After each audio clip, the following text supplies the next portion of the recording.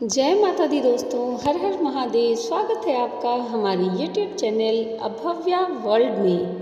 दोस्तों, आज की इस वीडियो में हम देश के अलग अलग हिस्से में स्थित 12 ज्योतिर्लिंगों की पौराणिक कथा लेकर आए हैं।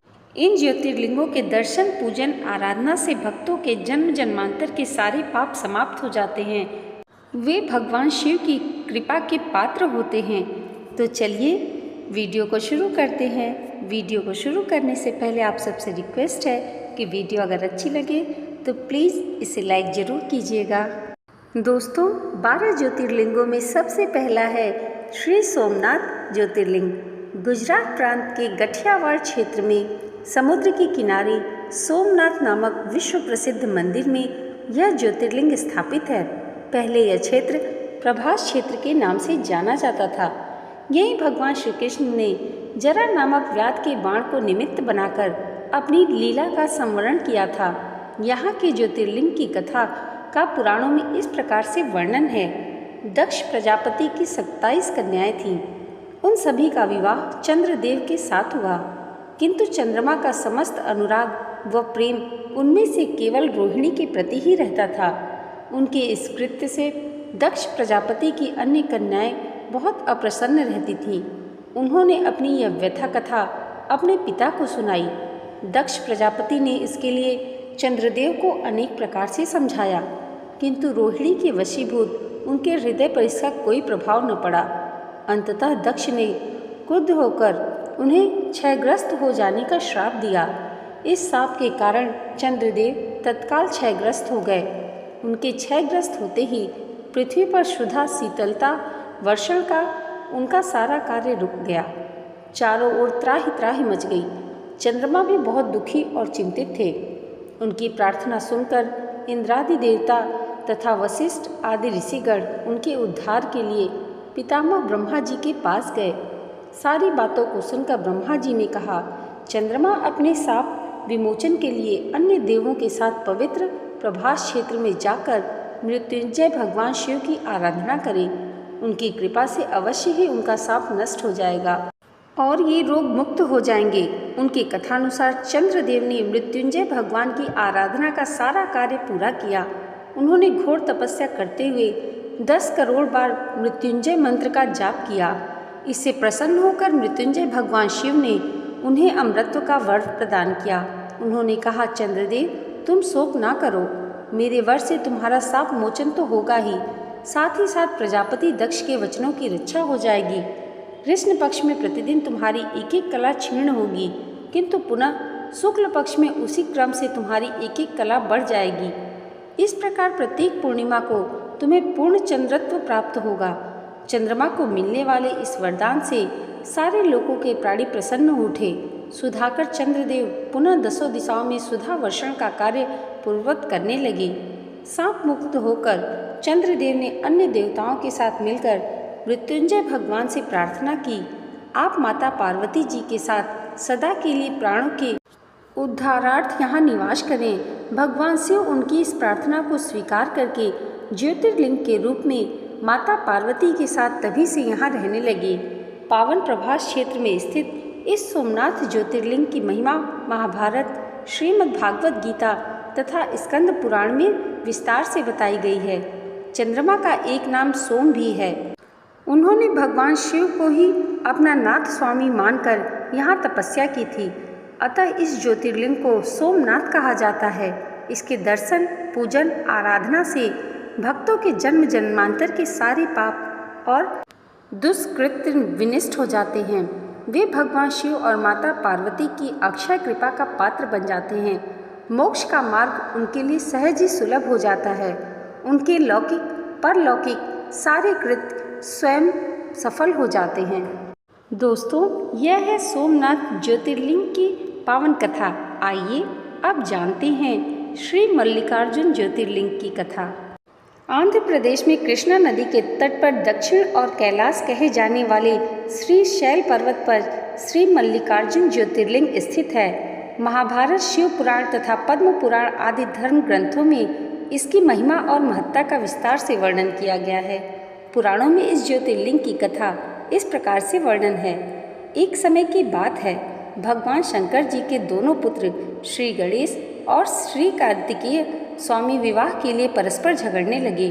प्रत्येक का आग्रह था कि पहले मेरा विवाह किया जाए। उन्हें लड़ते झगड़ते देखकर भगवान भोलेनाथ और माँ भवानी ने कहा, तुम लोगों में से जो पहले पूरी पृथ्वी का चक्कर लगाकर यहाँ वापस लौट आएगा उसी का विवाह पहले किया जाएगा। माता पिता की यह बात सुनकर श्री कार्तिकेय स्वामी तो अपने वाहन मयूर पर विराजित हो तुरंत पृथ्वी प्रदक्षिणा के लिए दौड़ पड़े। लेकिन गणेश जी के लिए तो यह कार्य बड़ा ही कठिन था।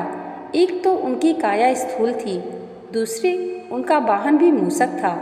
भला वे दौड़ में स्वामी कार्तिकेय को बराबरी किस प्रकार दे पाते। लेकिन उनकी काया जितनी स्थूल थी, बुद्धि उसी के अनुपात में सूक्ष्म और तीक्ष्ण थी। उन्होंने अविलंब पृथ्वी की परिक्रमा का एक सुगम उपाय खोज निकाला। सामने बैठे माता पिता का पूजन करने के पश्चात उनकी 7 प्रदक्षिणाएं करके उन्होंने पृथ्वी प्रदक्षिणा का कार्य पूरा कर लिया। उनका यह कार्य शास्त्रानुमोदित था। पूरी पृथ्वी का चक्कर लगाकर स्वामी कार्तिकेय जब तक लौटे तब तक गणेश जी का सिद्धि और बुद्धि नाम वाली 2 कन्याओं के साथ विवाह हो चुका था और उन्हें क्षेम तथा लाभ नामक 2 पुत्र भी प्राप्त हो चुके थे। यह सब देखकर स्वामी कार्तिकेय अत्यंत रुष्ट होकर कौत्य पर्वत पर चले गए। माता पार्वती वहां उन्हें मनाने पहुंची। पीछे शंकर भगवान पहुंचकर ज्योतिर्लिंग के रूप में प्रकट हुए और तब से मल्लिकार्जुन ज्योतिर्लिंग के नाम से प्रख्यात हुए। इनकी अर्चना सर्वप्रथम मल्लिका पुष्पों से की गई थी। मल्लिकार्जुन नाम पड़ने का यही कारण है। एक दूसरी कथा यह भी कही जाती है, इस शैल पर्वत के निकट किसी समय राजा चंद्रगुप्त की राजधानी थी। किसी विपत्ति विशेष के निवारणार्थ उनकी एक कन्या महल से निकलकर इस पर्वतराज के आश्रम में आकर यहाँ के गोपों के साथ रहने लगी। उस कन्या के पास एक बड़ी ही शुभ लक्षणा सुंदर श्यामा गौ थी। उस गौ का दूध रात में कोई चोरी से दूर ले जाता। एक दिन संयोगवश उस राजकन्या ने चोर को दूध दुहते हुए देख लिया और क्रोधित होकर उस चोर की ओर दौड़ी। किंतु गौ के पास पहुंचकर उसने देखा कि वहाँ शिवलिंग के अतिरिक्त और कुछ नहीं। राजकुमारी ने कुछ समय पश्चात उस शिवलिंग पर एक विशाल मंदिर का निर्माण कराया। यही शिवलिंग मल्लिकार्जुन के नाम से प्रसिद्ध है। शिवरात्रि के पर्व पर यहाँ बहुत बड़ा मेला लगता है। इस मल्लिकार्जुन शिवलिंग का दर्शन पूजन एवं अर्चन करने वाले भक्तों की सभी सात्विक मनोकामनाएं पूर्ण हो जाती हैं। उनकी भगवान शिव के चरणों में स्थिर प्रीति हो जाती है। दैहिक, दैविक, भौतिक सभी प्रकार की बाधाओं से वे मुक्त हो जाते हैं। दोस्तों, मल्लिकार्जुन ज्योतिर्लिंग के बाद आइए सुनते हैं महाकालेश्वर ज्योतिर्लिंग की पावन कथा। यह परम पवित्र ज्योतिर्लिंग मध्य प्रदेश के उज्जैन नगर में है। पुण्य सलीला क्षिप्रा नदी के तट पर स्थित उज्जैन प्राचीन काल में उज्जैनी के नाम से विख्यात था। इसे अवंतिकापुरी भी कहते थे। यह भारत की परम पवित्र सप्तपुरियों में से एक है। महाभारत, शिव पुराण एवं स्कंद पुराण में महाकाल ज्योतिर्लिंग की महिमा का पूरे विस्तार के साथ वर्णन है।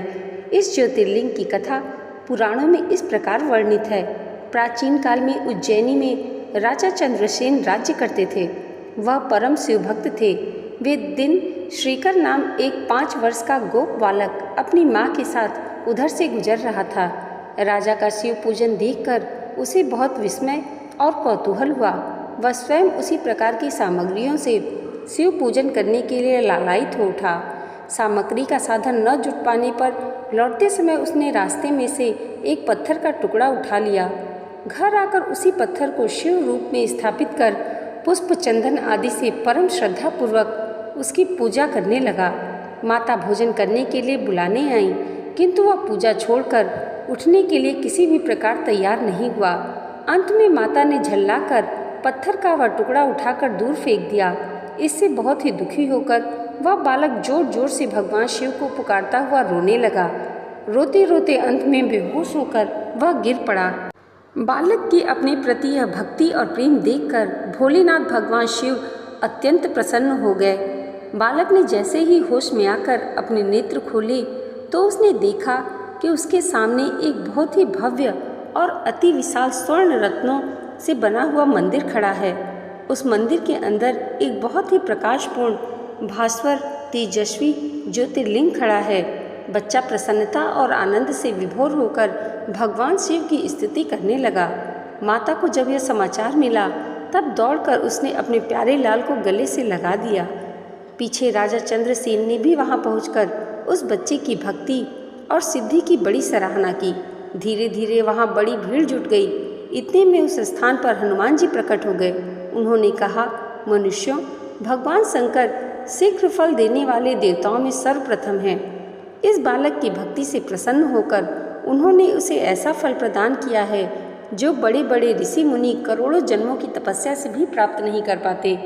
इस गोप बालक की 8वीं पीढ़ी में धर्मात्मा नंद गोप का जन्म होगा।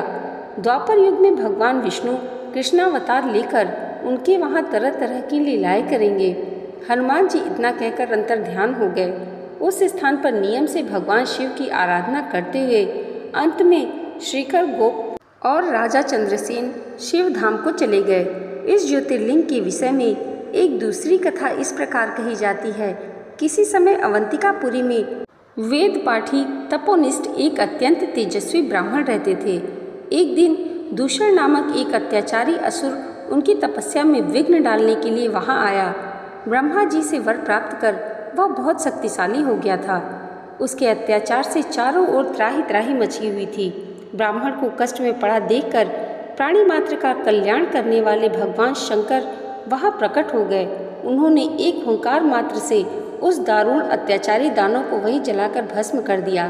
भगवान वहां हुंकार सहित प्रकट हुए, इसलिए उनका नाम महाकाल पड़ गया। इसीलिए परम पवित्र ज्योतिर्लिंग को महाकाल के नाम से जाना जाता है। दोस्तों, महाकाल के बाद आइए सुनते हैं ओमकारेश्वर ज्योतिर्लिंग की पावन कथा। यह ज्योतिर्लिंग मध्य प्रदेश में पवित्र नर्मदा नदी के तट पर स्थित है। इस स्थान पर नर्मदा की 2 धाराओं में विभक्त हो जाने से बीच में एक टापू सा बन गया। इस टापू को मांधाता पर्वत या शिवपुरी कहते हैं। नदी की एक धारा इस पर्वत के उत्तर और दूसरी दक्षिण होकर बहती है। दक्षिण वाली धारा ही मुख्य धारा मानी जाती है। इस मांधाता पर्वत पर श्री ओमकारेश्वर ज्योतिर्लिंग का मंदिर स्थित है। पूर्व काल में महाराज मांधाता ने इसी पर्वत पर अपनी तपस्या से भगवान शिव को प्रसन्न किया था। इसी से इस पर्वत को मांधाता पर्वत कहा जाता है। इस ज्योतिर्लिंग मंदिर के भीतर 2 कोठरियों से होकर जाना पड़ता है। भीतर अंधेरा रहने के कारण यहाँ निरंतर प्रकाश जलता रहता है। ओमकारेश्वर लिंग मनुष्य निर्मित नहीं है, स्वयं प्रकृति ने इसका निर्माण किया है। इसके चारों ओर हमेशा जल भरा रहता है। संपूर्ण मांधाता पर्वत ही भगवान शिव का रूप माना जाता है। इसी कारण इसे शिवपुरी भी कहते हैं। लोग भक्तिपूर्वक इसकी परिक्रमा करते हैं। कार्तिकी पूर्णिमा के दिन यहाँ बहुत भारी मेला लगता है। यहाँ लोग भगवान शिव को चने की दाल चढ़ाते हैं। रात्रि की शिव आरती का कार्यक्रम बड़ी भव्यता के साथ होता है। तीर्थयात्रियों को इसके दर्शन अवश्य करने चाहिए।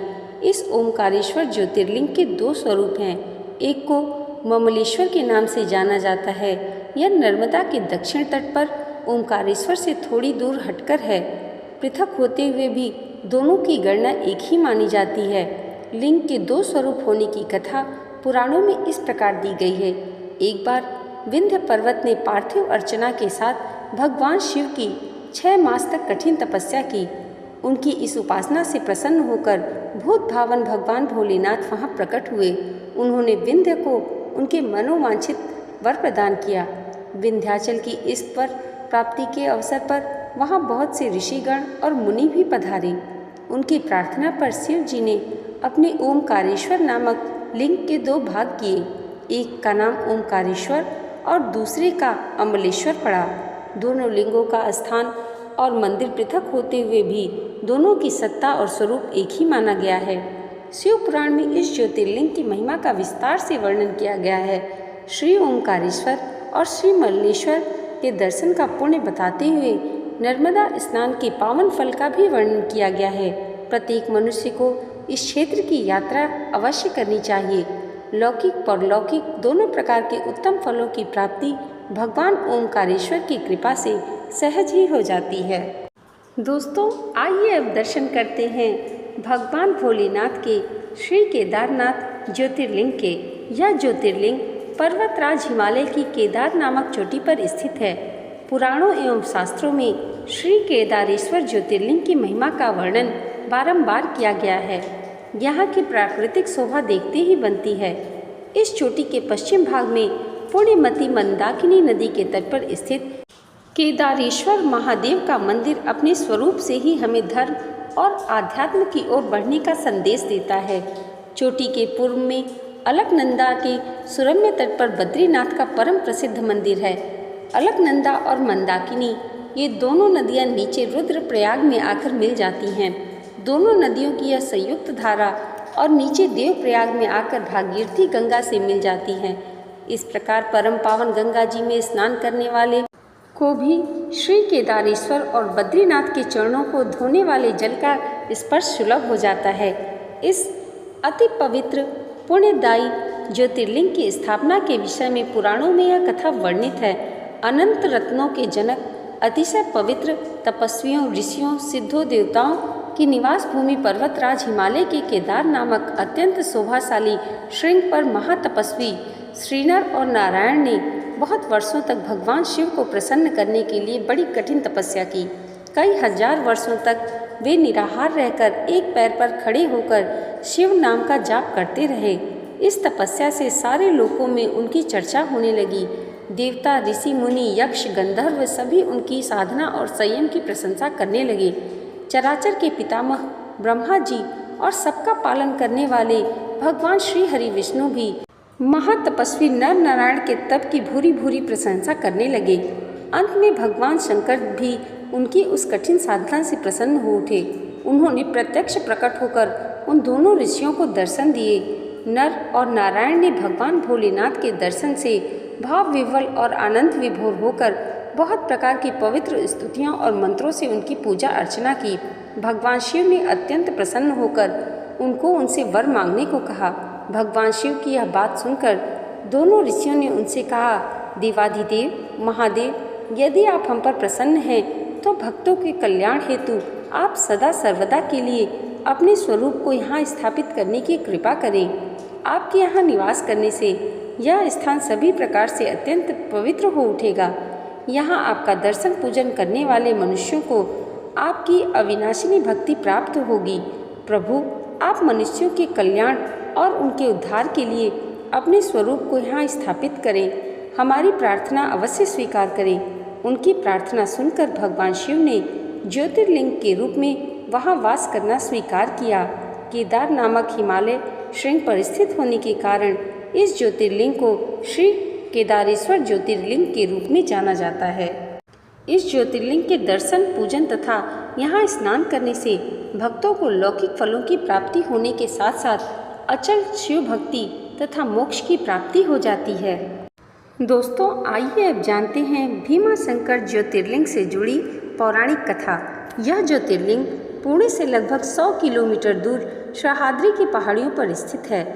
इसे भीमाशंकर भी कहते हैं। इस ज्योतिर्लिंग की स्थापना के विषय में शिव पुराण में यह कथा वर्णित है। प्राचीन काल में भीम नामक एक महाप्रतापी राक्षस था। वह कामरूप प्रदेश में अपनी माँ के साथ रहता था। वह महाबली राक्षस राज रावण के छोटे भाई कुंभकर्ण का पुत्र था, लेकिन उसने अपने पिता को कभी देखा न था। उसके होश संभालने के पूर्व ही भगवान राम के द्वारा कुंभकर्ण का वध कर दिया गया था। जब वह युवावस्था को प्राप्त हुआ तब उसकी माता ने उससे सारी बातें बताई। भगवान विष्णु के अवतार श्री रामचंद्र जी द्वारा अपने पिता के वध की बात सुनकर वह महाबली राक्षस अत्यंत संतप्त और क्रुद्ध हो उठा। अब वह निरंतर भगवान श्री हरि के वध का उपाय सोचने लगा। उसने अपने अभीष्ट की प्राप्ति के लिए 1000 वर्ष तक कठिन तपस्या की। उसकी तपस्या से प्रसन्न होकर ब्रह्मा जी ने उसे लोक विजयी होने का वरदान दे दिया। अब तो वह राक्षस ब्रह्मा जी के उस वर के प्रभाव से सारे प्राणियों को पीड़ित करने लगा। उसने देवलोक पर आक्रमण करके इंद्र आदि सारे देवताओं को वहां से बाहर निकाल दिया। पूरे देवलोक में अब भीम का अधिकार हो गया। इसके बाद उसने भगवान श्री हरि को भी युद्ध में परास्त कर दिया। श्री हरि को पराजित करने के पश्चात उसने काम रूप के परम शिव भक्त राजा सुदक्षिण पर आक्रमण करके उन्हें मंत्रियों अनुचरों सहित बंदी बना लिया। इस प्रकार धीरे धीरे उसने सारे लोगों पर अपना अधिकार जमा लिया। उसके अत्याचार से वेदों, पुराणों, शास्त्रों और स्मृतियों का सर्वत्र एकदम लोप हो गया। वह किसी को कोई भी धार्मिक कृत्य नहीं करने देता। इस प्रकार यज्ञ, दान, तप, स्वाध्याय आदि के सारे काम एकदम रुक से गए। भीम के अत्याचार की भीषणता से घबराकर ऋषि मुनि और देवगण भगवान शिव की शरण में गए और उनसे अपना तथा अन्य सारे प्राणियों का दुख कहा। उनकी यह प्रार्थना सुनकर भगवान शिव ने कहा, मैं शीघ्र ही उस अत्याचारी राक्षस का संहार करूंगा। उसने मेरे प्रिय भक्त कामरूप नरेश सुदक्षिण को भी सेवकों सहित बंदी बना लिया है। वह अत्याचारी असुर अब और अधिक जीवित रहने का अधिकारी नहीं है। भगवान शिव से यह आश्वासन पाकर ऋषि मुनि और देवगण अपने अपने स्थान को वापस लौट गए। इधर राक्षस भीम के बंदी गृह में पड़े हुए राजा सदक्षिण ने भगवान शिव का ध्यान किया। वे अपने सामने पार्थिव शिवलिंग रखकर अर्चना कर रहे थे। उन्हें ऐसा करते देख क्रोधोन्मत्त होकर राक्षस भीम ने अपनी तलवार से उस पार्थिव शिवलिंग पर प्रहार किया, किंतु उसकी तलवार का स्पर्श उस लिंग से हो भी नहीं पाया कि उसके भीतर से साक्षात शंकर जी प्रकट हो गए। उन्होंने अपनी हुंकार मात्र से उस राक्षस को भी जलाकर भस्म कर दिया।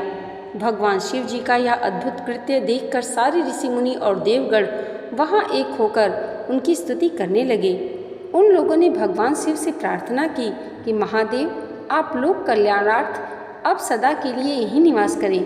यह क्षेत्र शास्त्रों में अपवित्र बताया गया है। आपके निवास से यह परम पवित्र पुण्य क्षेत्र बन जाएगा। भगवान शिव ने सबकी यह प्रार्थना स्वीकार कर ली। वहाँ पर ज्योतिर्लिंग के रूप में सदा के लिए निवास करने लगे। उनका यह ज्योतिर्लिंग भीमेश्वर के नाम से विख्यात हुआ। इसके दर्शन का फल कभी व्यर्थ नहीं जाता।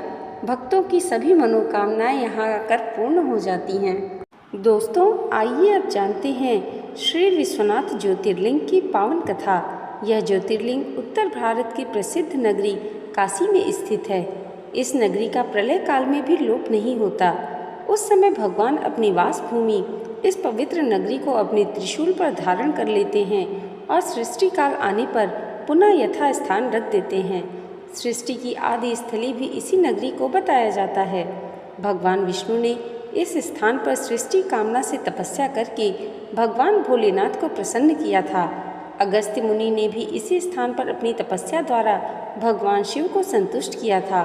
इस पवित्र नगरी की महिमा ऐसी है कि यहाँ जो भी प्राणी अपने प्राण त्याग करता है उसे मोक्ष की प्राप्ति होती है। भगवान शंकर उसके कान में तारक मंत्र का उपदेश करते हैं। इस मंत्र के प्रभाव से पापी से पापी प्राणी भी सहज ही भवसागर की बाधाओं से पार हो जाता है। अर्थात विषयों में आसक्त अधर्मी व्यक्ति भी यदि इस काशी क्षेत्र में मृत्यु को प्राप्त हो तो उसे पुनः संसार बंधन में नहीं आना पड़ता। मत्स्य पुराण में इस नगरी का महत्व बताते हुए कहा गया है, जब ध्यान और ज्ञान रहित तथा दुखों से पीड़ित मनुष्यों के लिए काशी ही एकमात्र परम गति है। पुराणों में इस ज्योतिर्लिंग के संबंध में यह कथा दी गई है। भगवान शंकर पार्वती जी से विवाह करके कैलाश पर्वत पर रहते थे, लेकिन वहाँ पिता के घर में ही विवाहित जीवन बिताना माता पार्वती को अच्छा नहीं लगता था।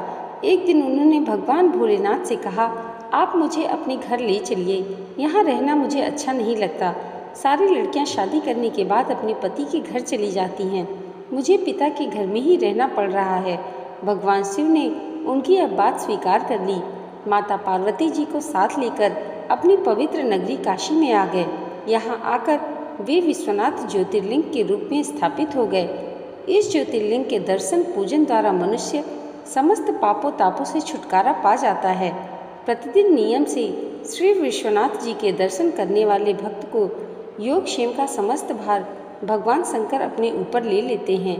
ऐसा भक्त उनके परम धाम का अधिकारी बन जाता है।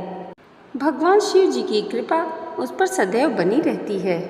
दोस्तों, काशी विश्वनाथ की पौराणिक कथा सुनने के बाद आइए सुनते हैं श्री त्र्यंबकेश्वर ज्योतिर्लिंग की पावन कथा।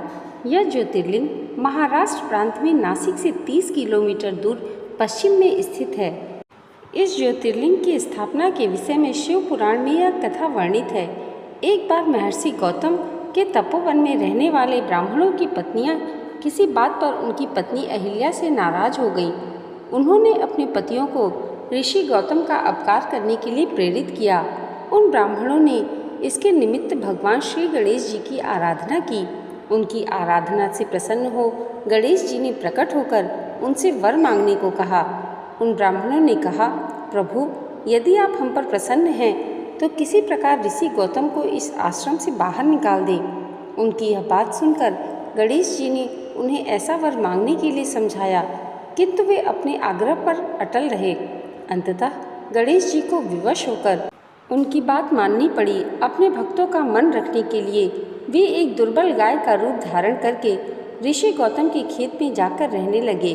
गाय को फसल चरते देख ऋषि बड़ी नरमी के साथ हाथ में तृण लेकर उसे हाँकने के लिए लपके।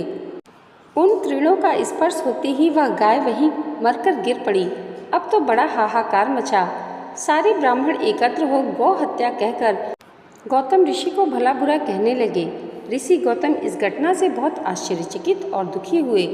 अब उन सारे ब्राह्मणों ने कहा कि तुम्हें यदि आश्रम छोड़कर अन्यत्र कहीं दूर चले जाना होगा। गौ हत्यारे के निकट रहने से हमें भी पाप लगेगा। विवश होकर गौतम ऋषि अपनी पत्नी अहिल्या के साथ वहाँ से एक कोस दूर जाकर रहने लगे, किंतु उन ब्राह्मणों ने वहाँ भी उनका रहना दुभर कर दिया। वे कहने लगे, गौ हत्या के कारण तुम्हें अब वेद पाठ और यज्ञादि के कार्य करने का कोई अधिकार नहीं रहा। अत्यंत अनुनय विनय भाव से ऋषि गौतम ने उन ब्राह्मणों से प्रार्थना की, आप लोग मेरे प्रायश्चित और उद्धार का कोई उपाय बताएं। तब उन्होंने कहा, गौतम, तुम अपने आप को सर्वत्र सबको बताते हुए 3 बार पूरी पृथ्वी की परिक्रमा करो, फिर लौटकर यहाँ 1 महीने तक व्रत करो। इसके बाद ब्रह्मागिरि की 101 परिक्रमा करने के बाद तुम्हारी शुद्धि होगी। अथवा यहाँ गंगा जी को लाकर उनके जल से स्नान करके 1 करोड़ पार्थिव शिवलिंगों से शिव जी की आराधना करो। इसके बाद पुनः गंगा जी में स्नान करके इस ब्रह्मगिरि की 11 बार परिक्रमा करो। फिर 100 घड़ों के पवित्र जल से पार्थिव शिवलिंगों को स्नान कराने से तुम्हारा उद्धार होगा। ब्राह्मणों के कथनानुसार महर्षि गौतम वे सारे कार्य पूरे करके पत्नी के साथ पूर्णतः तल्लीन होकर भगवान शिव की आराधना करने लगे। इससे प्रसन्न होकर भगवान शिव ने प्रकट होकर उनसे वर मांगने को कहा। महर्षि गौतम ने उनसे कहा, भगवान, मैं यही चाहता हूँ कि आप मुझे गो हत्या के पाप से मुक्त कर दें।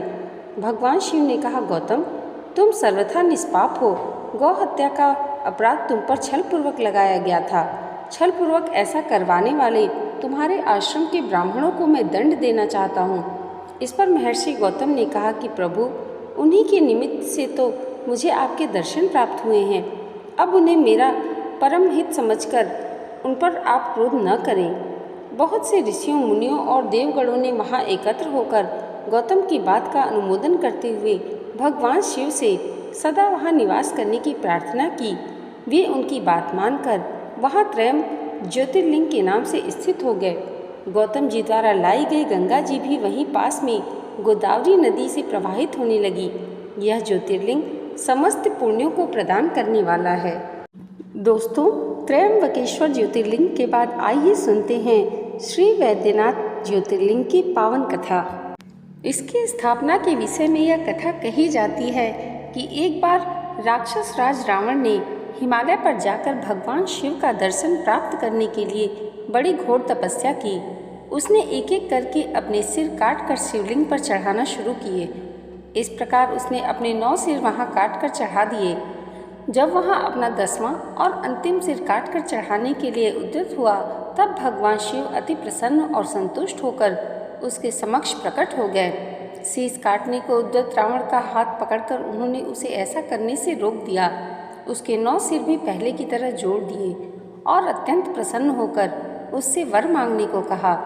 रावण ने वर के रूप में भगवान शिव से उस शिवलिंग को अपनी राजधानी लंका में ले जाने की अनुमति मांगी।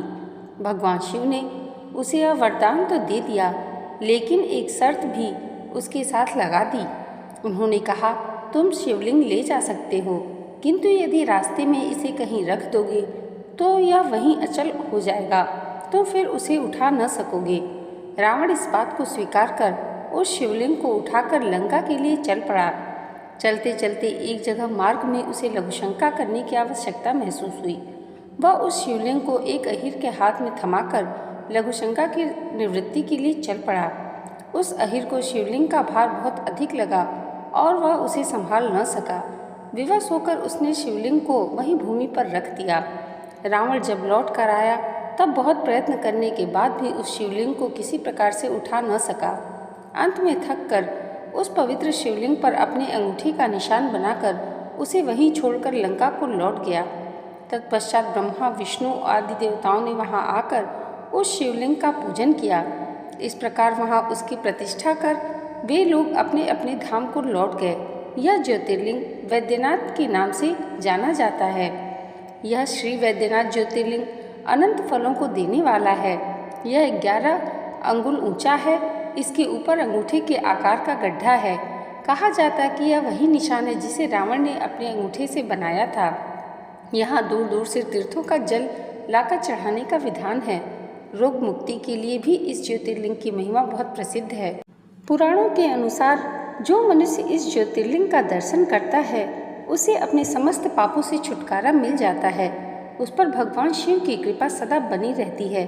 दैहिक दैविक भौतिक कष्ट उसके पास भूल कर भी नहीं आते। भगवान शंकर की कृपा से वह सारी बाधाओं, समस्त रोगों, शोकों से छुटकारा पा जाता है। उसे परम शांतिदायक शिव धाम की प्राप्ति होती है। दोस्तों, आइए अब सुनते हैं 10वें ज्योतिर्लिंग यानी श्री नागेश्वर ज्योतिर्लिंग की पौराणिक कथा। भगवान शिव का यह प्रसिद्ध ज्योतिर्लिंग गुजरात प्रांत में द्वारकापुरी से लगभग 17 मील की दूरी पर स्थित है। इस पवित्र ज्योतिर्लिंग के दर्शन की शास्त्रों में बड़ी महिमा बताई गई है। कहा गया है कि जो श्रद्धापूर्वक इसकी उत्पत्ति और महात्म्य की कथा सुनेगा वह सारे पापों से छुटकारा पाकर समस्त सुखों का भोग करता हुआ अंत में भगवान शिव के परम पवित्र दिव्य धाम को प्राप्त होगा। इस ज्योतिर्लिंग के संबंध में पुराणों में एक कथा वर्णित है। सुप्रिय नामक एक बड़ा धर्मात्मा और सदाचारी वैश्य था। वह भगवान शिव का अनन्य भक्त था। वह निरंतर उनकी आराधना, पूजन और ध्यान में तल्लीन रहता था। अपने सारे कार्य वह भगवान शिव को अर्पित करने को करता था। मन, कर्म, वाणी हर तरह से वह शिव अर्चना में ही तल्लीन रहता था। उसकी इस शिव भक्ति से दारुक नामक एक राक्षस बहुत क्रुद्ध रहता था। उसे भगवान शिव की यह पूजा किसी प्रकार से भी अच्छी नहीं लगती थी। वह निरंतर इस बात का प्रयत्न किया करता था कि उस सुप्रिय की पूजा अर्चना में विघ्न पहुँचे। एक बार सुप्रिय नौका पर सवार होकर कहीं जा रहा था। उस दुष्ट राक्षस दारुक ने यह उपयुक्त अवसर देखकर नौका पर आक्रमण कर दिया। उसने नौका में सवार सभी यात्रियों को पकड़कर अपनी राजधानी में ले जाकर कैद कर लिया। सुप्रिय कारागार में भी अपने नित्य नियम के अनुसार भगवान शिव की पूजा आराधना करने लगा। अन्य बंदी यात्रियों को भी वह शिव भक्ति की प्रेरणा देने लगा। दारुक ने जब अपने सेवकों से सुप्रिय के विषय में यह समाचार सुना तब वह अत्यंत क्रोधित होकर उस कारागार में आ पहुंचा। सुप्रिय उस समय भगवान शिव के चरणों में ध्यान लगाए हुए दोनों आंखें बंद कर बैठा था। उस राक्षस ने उसकी यह मुद्रा देखकर अत्यंत भीषण स्वर में उसे डांटते हुए कहा, अरे दुष्ट वैश्य, तू आंखें बंद कर इस समय यहाँ कौन से उपद्रव और षड्यंत्र की बातें सोच रहा है। उसके यह कहने पर धर्मात्मा शिवभक्त सुप्रिय की समाधि भंग नहीं हुई। अब तो वह दारुक राक्षस क्रोध से एकदम पागल हो उठा। उसने तत्काल अपने अनुचरों को सुप्रिय तथा अन्य सभी बंदियों को मार डालने का आदेश दे दिया। सुप्रिय उसके इस आदेश से जरा भी विचलित नहीं हुआ। वह एकाग्र मन से अपनी और बंदियों की मुक्ति के लिए भगवान शिव से प्रार्थना करने लगा।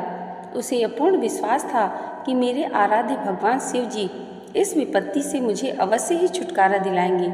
उसकी प्रार्थना सुनकर भगवान शंकर जी तत्क्षण उस कारागार में एक ऊंचे स्थान में एक चमकते हुए सिंहासन पर स्थित होकर ज्योतिर्लिंग के रूप में प्रकट हो गए। उन्होंने इस प्रकार सुप्रिय को दर्शन देकर उसे अपना पाशुपत अस्त्र भी प्रदान किया। इस अस्त्र से राक्षस दारुक तथा उसके सहायक का वध करके सुप्रिय शिव धाम को चला गया। भगवान शिव के आदेशानुसार ही इस ज्योतिर्लिंग का नाम नागेश्वर पड़ा। आइए अब जानते हैं रामेश्वरम ज्योतिर्लिंग की पावन कथा। इस ज्योतिर्लिंग की स्थापना मर्यादा पुरुषोत्तम भगवान श्री रामचंद्र जी ने किया था। स्कंद पुराण में इसकी महिमा विस्तार से वर्णित है। इसके विषय में यह कथा कही जाती है, जब भगवान श्री रामचंद्र जी लंका पर चढ़ाई करने के लिए जा रहे थे तब इसी स्थान पर उन्होंने समुद्र की बालू से शिवलिंग बनाकर उसका पूजन किया था। ऐसा भी कहा जाता है कि इस स्थान पर ठहरकर भगवान राम जल पी रहे थे कि आकाशवाणी हुई कि मेरी पूजा किए बिना ही जल पीते हो। इस वाणी को सुनकर भगवान श्री राम ने बालू से शिवलिंग बनाकर उसकी पूजा की तथा भगवान शिव से रावण पर विजय प्राप्त करने का वर मांगा। उन्होंने प्रसन्नता के साथ यह वर भगवान श्री राम को दे दिया। भगवान शिव ने लोक कल्याणार्थ ज्योतिर्लिंग के रूप में वहां निवास करने की सबकी प्रार्थना स्वीकार कर ली।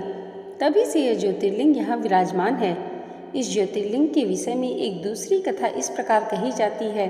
जब भगवान श्री राम रावण का वध करके लौट रहे थे, तब उन्होंने अपना पहला पड़ाव समुद्र के उस पार गंधमादन पर्वत पर डाला था।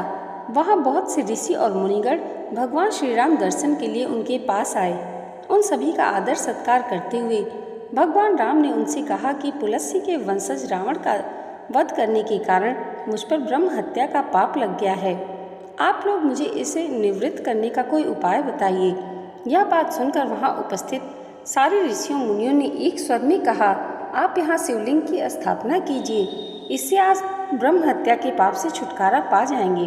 भगवान श्री राम ने उनकी यह बात स्वीकार कर हनुमान जी को कैलाश पर्वत जाकर वहाँ से शिवलिंग लाने का आदेश दिया। हनुमान जी तत्काल ही वहाँ जा पहुँचे, किंतु उन्हें उस समय वहाँ भगवान शिव के दर्शन नहीं हुए। अतः वे उनका दर्शन प्राप्त करने के लिए वहीं बैठकर तपस्या करने लगे। कुछ काल पश्चात शिव जी के दर्शन प्राप्त कर हनुमान जी शिवलिंग लेकर लौटे, किंतु तब तक शुभ मुहूर्त बीत जाने की आशंका से यहाँ सीता जी द्वारा लिंग की स्थापना का कार्य किया जा चुका था।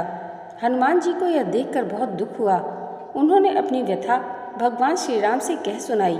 भगवान ने पहले ही लिंग स्थापित किए जाने के कारण हनुमान जी को बताते हुए कहा कि यदि तुम चाहो तो इस लिंग को यहाँ से उखाड़कर हटा दो। हनुमान जी अत्यंत प्रसन्न होकर उस लिंग को उखाड़ने लगे, किंतु बहुत प्रयत्न करने के बाद भी वह टस से मस नहीं हुआ। अंत में उन्होंने उस शिवलिंग को अपनी पूंछ में लपेटकर उखाड़ने का प्रयत्न किया, फिर भी वह ज्यों का त्यों अडिग रहा। उल्टे हनुमान जी ही धक्का खाकर एक कोस दूर मूर्छित होकर गिर पड़े। उनके शरीर से रक्त बहने लगा। यह देखकर सभी लोग अत्यंत व्याकुल हो उठे। माता सीता जी पुत्र से भी प्यारे अपने हनुमान जी के शरीर पर हाथ फेरती हुई विलाप करने लगी। मूर्छा दूर होने पर हनुमान जी ने भगवान श्री राम को परम ब्रह्मा के रूप में सामने देखा। भगवान ने उन्हें शंकर जी की महिमा बताकर उनका प्रबोध किया। हनुमान जी द्वारा लाए गए लिंग की स्थापना भी वहीं पास में कर दी गई। दोस्तों, आइए अब जानते हैं 12वें ज्योतिर्लिंग श्री घुश्मेश्वर ज्योतिर्लिंग की पौराणिक कथा। 12 ज्योतिर्लिंगों में यह अंतिम ज्योतिर्लिंग है। यह महाराष्ट्र प्रदेश में दौलताबाद से 12 मील दूर बैरुल गांव के पास स्थित है। इस ज्योतिर्लिंग के विषय में पुराणों में यह कथा वर्णित है। दक्षिण देश में देवगिरी पर्वत के निकट सुधर्मा नामक एक अत्यंत तेजस्वी तपोनिष्ठ ब्राह्मण रहता था। उसकी पत्नी का नाम सुदेहा था। दोनों में परस्पर बहुत प्रेम था। किसी प्रकार का कोई कष्ट उन्हें नहीं था, लेकिन उन्हें कोई संतान नहीं थी। ज्योतिष गणना से पता चला कि सुदेहा के गर्भ से संतानोत्पत्ति हो ही नहीं सकती। सुदेहा संतान को बहुत ही इच्छुक थी। उसने सुधर्मा से अपनी छोटी बहन से दूसरा विवाह करने का आग्रह किया। पहले तो सुधर्मा को यह बात नहीं जची, लेकिन अंत में उन्हें अपनी पत्नी की जिद के आगे झुकना ही पड़ा। वे उसका आग्रह टाल नहीं पाए। वे अपनी पत्नी की छोटी बहन घुस्मा को ब्याह कर घर ले आए। घुस्मा अत्यंत विनीत और सदाचारणी स्त्री थी। वह भगवान शिव की अनन्य भक्ता थी। प्रतिदिन 101 पार्थिव शिवलिंग बनाकर हृदय की सच्ची निष्ठा के साथ उनका पूजन करती थी। भगवान शिव जी की कृपा से थोड़े ही दिनों बाद उसके गर्भ से अत्यंत सुंदर और स्वस्थ बालक ने जन्म लिया। बच्चे के जन्म से सुदेहा और घुस्मा दोनों के ही आनंद का पार न रहा। दोनों के दिन बड़े आराम से बीत रहे थे, लेकिन न जाने कैसे थोड़े ही दिनों बाद सुदेहा के मन में एक कुविचार ने जन्म ले लिया। वह सोचने लगी, मेरा तो इस घर में कुछ है ही नहीं, सब कुछ घुस्मा का है। मेरे पति पर भी उसने अधिकार जमा लिया, संतान भी उसी की है। यह कुविचार धीरे धीरे उसके मन में बढ़ने लगा। इधर घुस्मा का वह बालक भी बड़ा हो रहा था। धीरे धीरे वह जवान हो गया, उसका विवाह भी हो गया। अब तक सुधर्मा के मन का कुविचार रूपी अंकुर एक विशाल वृक्ष का रूप ले चुका था। अंततः एक दिन उसने घुस्मा के युवा पुत्र को रात में सोते समय मार डाला। उसके शव को ले जाकर उसने उसी तालाब में फेंक दिया जिसमें घुष्मा प्रतिदिन पार्थिव शिवलिंगों को फेंका करती थी। सुबह होते ही सबको यह पता लगा। पूरे घर में कोहराम मच गया। सुधर्मा और उसकी पुत्र वधू दोनों सिर पीटकर फूट फूट कर रोने लगी, लेकिन घुष्मा नित्य की भांति भगवान शिव की आराधना में तल्लीन रही, जैसे कुछ हुआ ही न हो। पूजा समाप्त करने के बाद वह पार्थिव शिवलिंगों को तालाब में छोड़ने के लिए चल पड़ी। जब वह तालाब से लौटने लगी, उसी समय उसका प्यारा लाल तालाब के भीतर से निकलकर आता हुआ दिखलाई पड़ा। वह सदा की भांति आकर घुष्मा के चरणों पर गिर पड़ा, जैसे कहीं आसपास से ही घूमकर आ रहा हो। इसी समय भगवान शिव भी वहां प्रकट होकर घुष्मा से वर मांगने को कहने लगे। वह सुदेहा की घिनौनी करतूत से अत्यंत क्रुद्ध हो उठे थे। अपने त्रिशूल द्वारा उसका गला काटने को उद्यत दिखाई दे रहे थे। घुष्मा ने हाथ जोड़कर भगवान शिव से कहा, प्रभु, यदि आप मुझ पर प्रसन्न हैं तो मेरी उस अभागिन बहन को क्षमा कर दें। निश्चित ही उसने अत्यंत जघन्य पाप किया है, किंतु आपकी दया से मुझे मेरा पुत्र वापस मिल गया। अब आप उसे क्षमा करें। और प्रभु, मेरी एक प्रार्थना और है, लोक कल्याण के लिए आप इस स्थान पर सर्वदा के लिए निवास करें। भगवान शिव ने उसकी ये दोनों बातें स्वीकार कर ली। ज्योतिर्लिंग के रूप में प्रकट होकर वह वहीं निवास करने लगे। सती शिव भक्त घुष्मा के आराध्य होने के कारण वे यहाँ घुष्मेश्वर महादेव के नाम से विख्यात हुए। घुष्मेश्वर ज्योतिर्लिंग की महिमा पुराणों में बहुत विस्तार से वर्णित की गई है। इनका दर्शन लोक परलोक दोनों के लिए अमोघ फलदायी है। दोस्तों, यह है 12 ज्योतिर्लिंगों की परम पावन पौराणिक कथा। आज की यह वीडियो आपको कैसी लगी हमें कमेंट करके ज़रूर बताइएगा, और कमेंट बॉक्स में हर हर महादेव लिखना मत भूलिएगा। और इसे लाइक, और हमारे चैनल पर पहली बार आए हैं तो सब्सक्राइब भी ज़रूर कीजिएगा। भगवान भोलेनाथ की कृपा आप सबके जीवन पर सदैव ऐसे ही बनी रहे, इसी मंगल कामना के साथ मिलते हैं अगले वीडियो में। तब तक के लिए जय माता दी, हर हर महादेव।